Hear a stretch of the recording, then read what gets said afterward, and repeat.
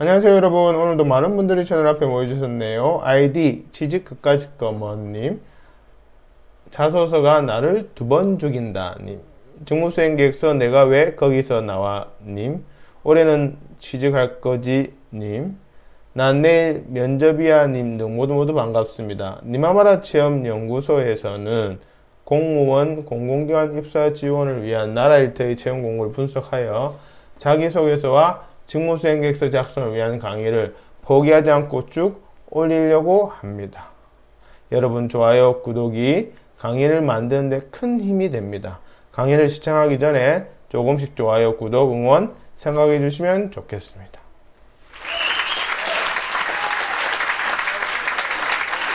오늘은 진실 화해를 위한 과거사정리위원회 별정직 공무원에 대한 자기소개서와 직무수행계획서 강의 중 일부 순서입니다. 혹시라도 바쁘셔서 영상을 띄엄띄엄 보시거나 아니면 빨리 감기로 점프하신다면 첫사랑과 헤어진 이후 최대의 후회를 하시게 될 것입니다. 아, 나는 못소린데요 하시는 분은 네, 이해합니다. 그냥 마음대로 하세요. 자기소개서 직무수행계획서 작성을 위해 우선 모집공고 분석하고 그것을 토대로 자기소개서 직무수행계획서 작성에 적용하는 방법과 예시가 순차적으로 있기 때문에 처음부터 끝까지 달려보시는 것이 합격을 위한 피가 되고 살이 될 것입니다. 그럼 시작해 볼까요? 지금 강의하는 저희 소개는 우측 상단 영상을 확인해 주시길 바랍니다. 강의를 진행하는 사람의 프로필은 중요하겠죠?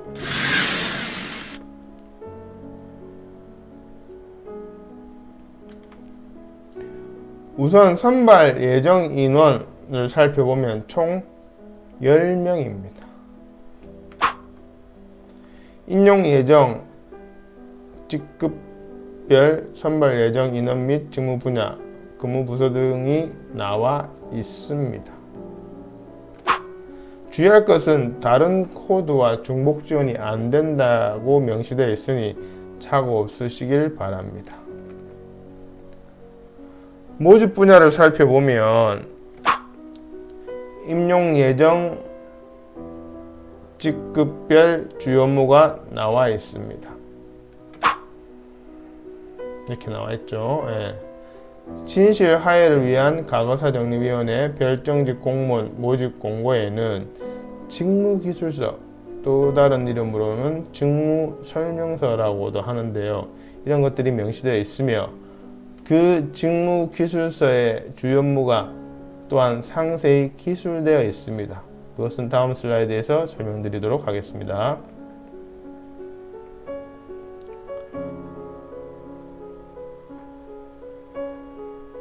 네, 앞서 말씀드린 직무기술서입니다. 예.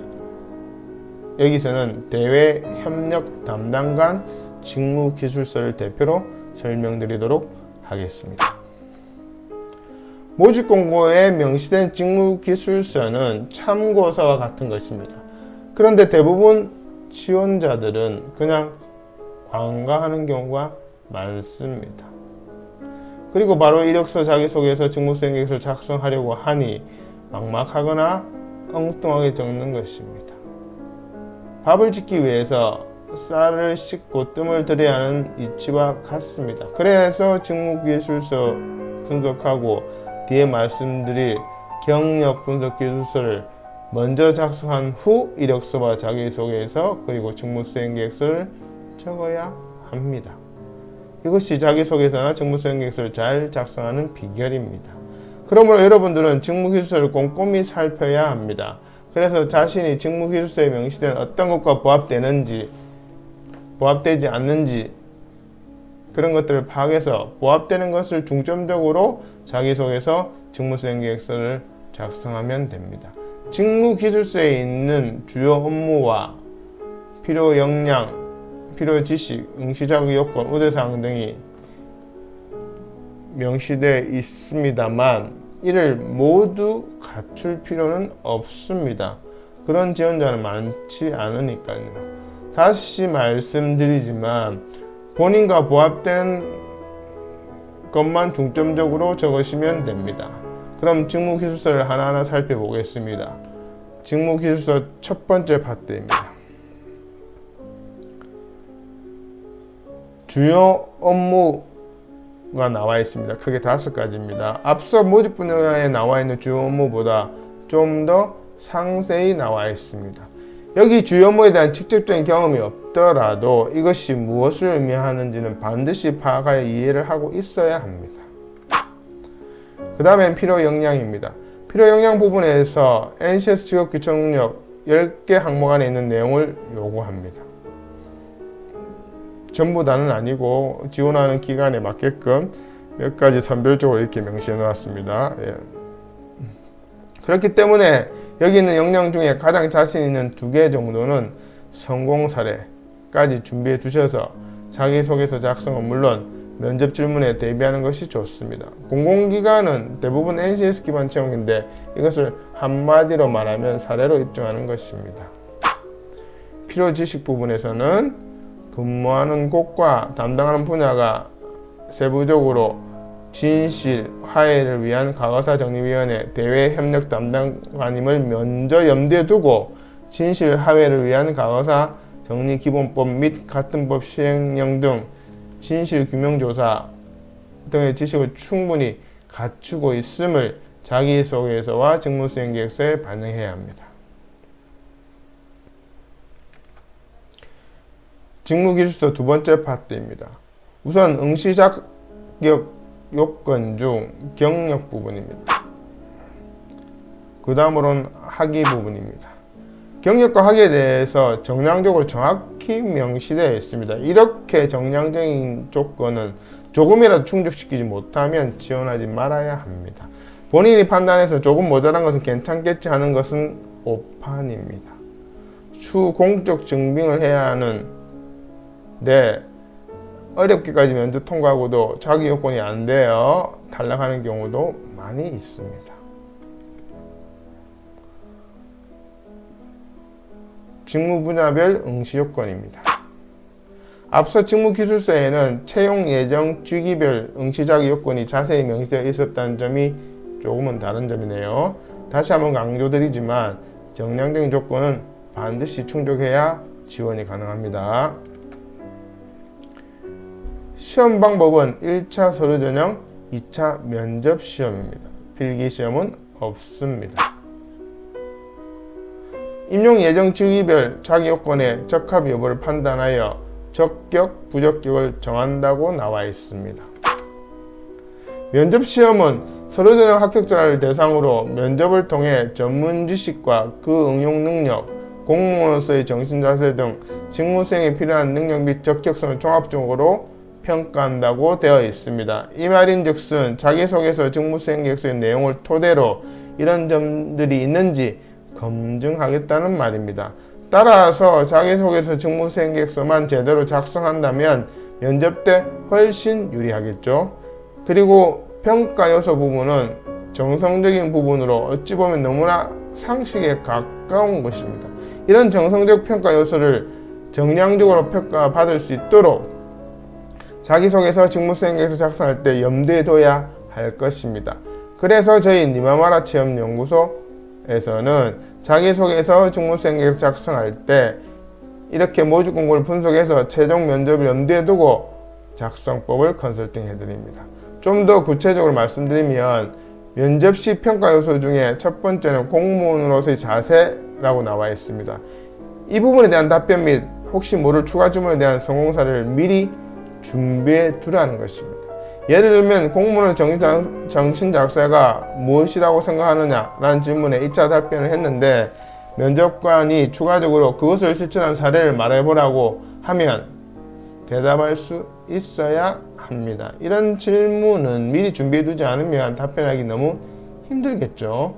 이런 면접시 평가 요소를 고려한 준비도 그 출발은 직무기술서를 분석해서 자기소개서 직무수행계획서를 적기 전에 정리해두는 것과 그것을 바탕으로 경력 분석 기술서라는 양식을 이용하는 것이 효율적입니다. 그것에 대해서는 강의 뒷부분에 설명드리도록 하겠습니다. 여기에는 접수 마감일 및 방법이 명시되어 있습니다. 8월 17일까지 마감이며 접수 방식은 등기 우편입니다. 자, 그럼 모집 공고를 분석하고 특히 직무기술서 중심으로 나의 경력과 역량에 부합되는 것도 살펴보았습니다. 직무기술서는 또 어떤 모집 공고에는 직무설명서라고도 되어 있습니다. 이것을 바탕으로 모집 공고에 나와 있는 주요 업무를 나에게 맞도록 우선순위로 재정립하는 것입니다. 이것을 직무분석이라고 합니다. 직무분석에 대해서는 다음 슬라이드에서 다시 말씀드리겠습니다. 결론적으로 자기소개서 작성 순서는 경력분석 기술서, 자기소개서, 최종적으로 응시원서에 작성하는 것입니다. 자, 그럼 위 단계에 대해서 하나하나 설명해 보도록 하겠습니다. 먼저 왜 경력분석 기술서가 필요한지를 설명드리면, 보통 자기소개서 등의 입사지원서를 작성하실 때 사전에 자신의 경력에 대한 정리 없이 바로 작성하시는 경향이 많습니다. 그러니 당연히 생각의 정리가 잘 되지 않고 작성하면서 생각하려고 하니 작성하기가 힘들거나 엉뚱하게 작성하게 됩니다. 실제로 한 분야에 10년 넘게 근무한 분들에게 본인의 장점이 무엇이냐라는 질문에는 성실하게, 책임감 있게 등등 이런 하나만한 얘기로 대답하는 경우가 허다합니다. 그것은 역량이 없어서라기보다는 자기소개서 등 입사지원 서류 적기 전에 사전 준비 작업이 되어 있지 않아서 그렇습니다. 본격적으로 경기에 앞서 준비 운동을 하는 것과 같은 원리라 생각하시면 됩니다. 그럼 경력 분석 기술서의 용도를 중심으로 좀 더 구체적으로 알아보겠습니다. 첫째, 나의 경력을 모집 공고에 맞춤형으로 생각을 정리하는 것입니다. 둘째, 모집 공고를 통한 나의 직무 수행 우선순위를 정하는 것입니다. 셋째, 모집 공고의 주요 업무와 나의 상세 업무에 대한 매칭입니다. 앞서 자기소개서 작성 순서에서 언급해드린 직무 분석과 경력 분석 기술서 작성이 왜 중요한지는 우측 상단에 직무수행 계획서 컨설팅 3탄의 일부를 꼭 신청 바랍니다. 니마와라 취업연구소 채널의 동영상 목록에 보면 역시 나와 있습니다. 네 번째로 성공 사례 적기입니다. 이 부분에 대해서는 프로그램 활용법과 함께 다음 슬라이드에서 설명드리겠습니다. 그럼 성공 사례 적는 것이 왜 중요한지 말씀드리겠습니다. 우선 나의 강점을 정리하는 데 도움이 됩니다. 성공 사례를 정리하다 보면 자연히 주요 업무 밑에 속한 상세 업무에 대한 나의 강점이 무엇인지 정리가 됩니다. 왜? 그 성공 사례가 상세 업무에 대한 성공 사례이기 때문입니다. 그래서 지원자의 업무상 강점에 대해서 구체적이면서 변별력 있게 기술할 수 있게 됩니다. 그 다음으로 강점에 대한 근거 제시가 됩니다. 강점만 기술에 놓으면 진정성이 떨어집니다. 그것을 입증할 만한 근거를 반드시 제시해야 하는데 그것이 바로 성공 사례입니다. 마지막으로 모든 공공기관의 채용심사 기준이 NCS 기반에 부합됩니다. NCS 기반이란 한마디로 사례 적기입니다. 성공 사례 적는 법과 예시는 다음 슬라이드에서 소개하겠습니다. 자, 그럼 성공 사례 적는 법에 대해서 설명드리겠습니다. 성공 사례를 적기 위해서는 그냥 막 적는 것이 아니라 틀이 필요한데요. 그 그 틀을 프로그램이라고 부릅니다. 니마마라 취업연구소에서 컨설팅을 의뢰하시면 자기소개서 작성을 위한 주제별 프로그램을 만들어서 제공합니다. 물론 그것에 대한 활용법도 설명드리고요. 여기서는 성공사를 적는 프로그램 중 가장 간단한 것, 흔히 말하는 스타 원칙에 입각하여 만들어 놓았습니다. 지원 직무 및 작성 분량에 따라 더 구체적이고 다양해질 수가 있습니다. 프로그램은 문장들로 이루어져 있고 지원자가 작성해야 할 부분은 땡땡으로 표시되어 있습니다. 땡땡 부분만 지원자가 작성하시면 됩니다. 나머지는 면접관에게 가장 빠르고 정확하게 어필되기 위해서 틀을 잡아 놓은 것이니 절대 건드려서는 안 됩니다. 오른쪽에는 이 프로그램의 활용법이 명시되어 있습니다. 이 프로그램 활용법에 대한 구체적인 설명은 우측 상단에 직무수행 계획서 컨설팅 3탄의 2부를 꼭 시청 바랍니다. 니마마라 취업연구소